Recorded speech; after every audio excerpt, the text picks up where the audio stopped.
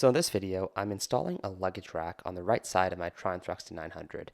The reason why I'm doing this now compared to previous years is because I'm planning to go on some longer rides this year and I'm not going to have a follow car with me. And I just want some extra storage space to store things like chain lubrication, extra oil, tools, etc. So it's a pretty easy install and looking forward to showing you how to do it. So this is what the luggage bracket actually looks like. And I got the black color, but it does come in chrome and I think silver as well. I got this bracket on AliExpress, and honestly, it's quite sturdy and half the price of some of the name brand models out there. All right, so this is a pretty straightforward job, so you won't need too many tools to wrap things up here, but you'll start off by needing a ratchet or a couple of different ratchets. So for me, I had a 1/4 inch ratchet and a 3/8 inch ratchet. That's just because the drives for the 6mm hex bit socket on the bottom right, along with the 12mm socket, have different drives. So I just needed both of those. One thing that I don't have on here is obviously a torque wrench. Highly recommended. Don't complete this job without it.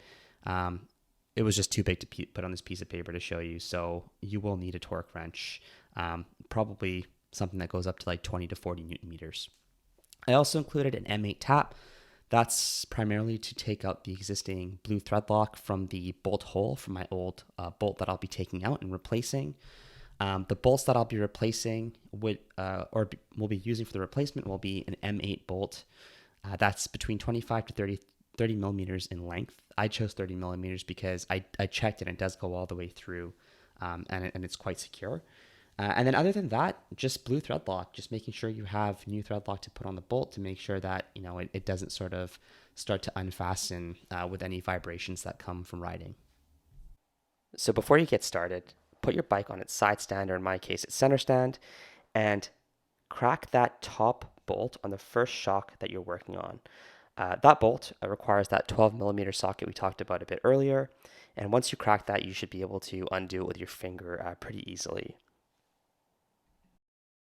Now, once that top bolt is removed, use that 12mm socket to remove the bolt behind the passenger foot peg. And when you remove that bolt, keep in mind that there's a spacer behind it, so just make sure it doesn't roll away when you take off that bolt.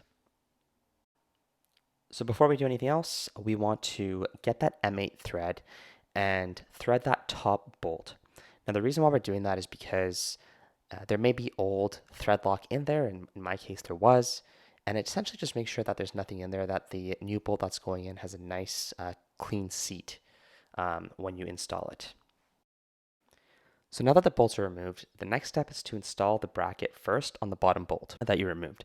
So how it works is if the spacer on the bottom bolt came off, put the spacer in as it was before, put the bracket against that spacer, and then feed the existing bolt, or I guess the stock bolt, right into the bracket and into the spacer, and then thread it through. Once you do that, it will kind of just hang there, and it may kind of ding your exhaust there, so just be a little careful. And then we'll move on to the top bolt. Now for the top bolt, we'll be replacing the stock bolt with an M8 bolt, which we discussed a bit earlier, and we'll be keeping that spacer that you saved as well. From there, we'll basically just put some thread locker on to make sure that that bolt stays in place.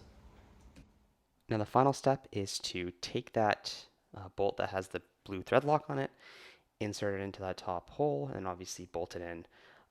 Get a torque wrench and make sure that that bolt is torqued to spec. In my case, it's 28 Newton meters, but again, check your owner's manual to make sure you're tightening it to the right torque. And that's it.